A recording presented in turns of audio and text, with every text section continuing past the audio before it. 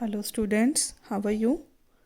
In our previous lecture, we have done some questions of worksheet 2 of unit 10, and now we will do the other questions related to this worksheet starting from the sum 3 because we have already done the sum 1 and 2. So now in sum 3, in the following figure are angle A and angle B adjacent, y और y note. कहता है जो angle A और angle B दे रखा है क्या ये adjacent हैं, और अगर हैं तो क्यों हैं, अगर नहीं है तो क्यों हैं. We have to give the reason. Okay, you know in the case of adjacent angle there should be one common vertex and one common arm. Okay, and the other two arms are opposite to each other, uncommon रहती हैं वो. सो वो दोनों property हमारी होनी चाहिए उसमें. So now in angle A का वर्टेक्स यहाँ है जिस पर एंगल बन रहा है, एंगल बी का वर्टेक्स ये है. तो यहीं से पता चल रहा है कि दोनों का वर्टेक्स ही अलग अलग हो गया. That means they are not adjacent. So here angle B and A are not adjacent because they do not have a common vertex. Okay, now after this question 4, identify the following pairs as complementary or supplementary angles. You know complementary angles हमारे वो angles होते हैं in which the sum of two angles is 90 degree, and in case of a supplementary angles whose sum is 180 degree. Okay, सो अब जिनको plus करने पर 180 degree आ जाएगा दैट आर सप्लीमेंट्री, एंड जिनको ऐड करने पर 90 डिग्री आएगा that are complementary angle. Okay, like in a part 130 and 50 degree, इनको आप ऐड करके देखेंगे. Here the sum of angles is 180 degree. Okay, that means they are supplementary angle. Similar in the case of B 55 degree and 35 degree, add करके देखो इनको तो कितना आ रहा है 90 degree. That means they are complementary angle. Okay, so similarly you can do the other parts related to this sum. Now after this sum 5, write the complement of the following angle.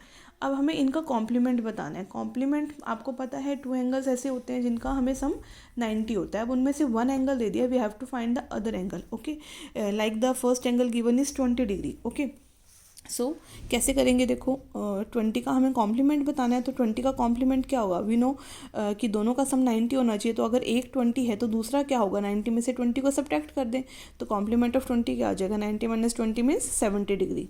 Clear है. Same way आप use करके इसके other parts कर सकते हैं. जैसे ये 59 1/2, 1/2 का मतलब क्या होता है, 0.5 ना, हाफ होता है. तो 59.5 हो गया ये.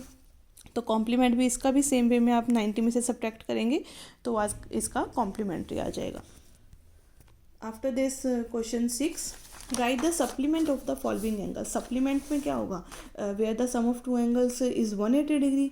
ओके, वन एंगल गिवन है and we have to find out the other angles. That means अगर हम टोटल में से फर्स्ट एंगल सब्ट्रैक्ट कर दें तो सेकंड एंगल आ जाएगा.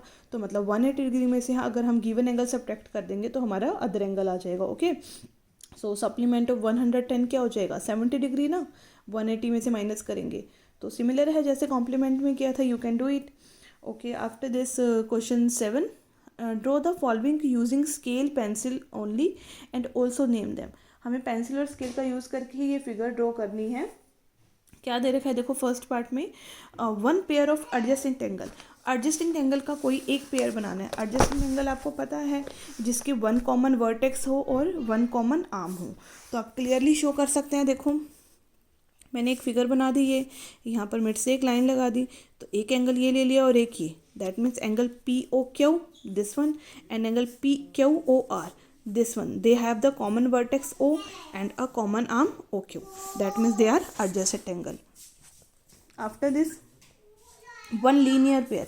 Linear pair आपको पता है that angles which lie on a straight line. Straight line के ऊपर जो two angles आ जाते हैं that form a linear pair. मतलब उन दोनों का सम हमारा क्या बनना चाहिए, 180 degree.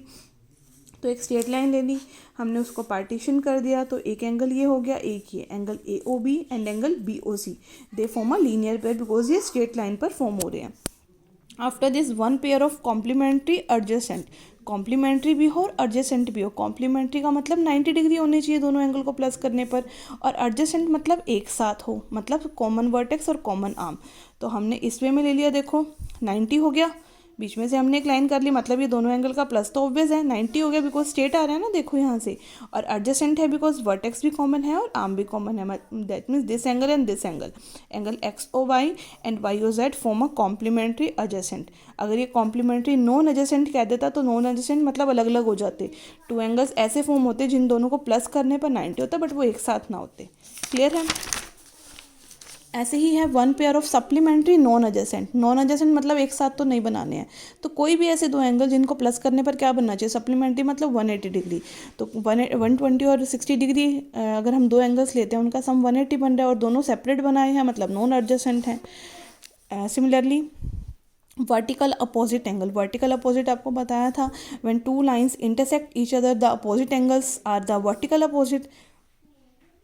That means angle AOB and angle XOY form a vertical opposite angle. Okay, so you have to do the question 3 to 7 in your fair notebook. Thank you.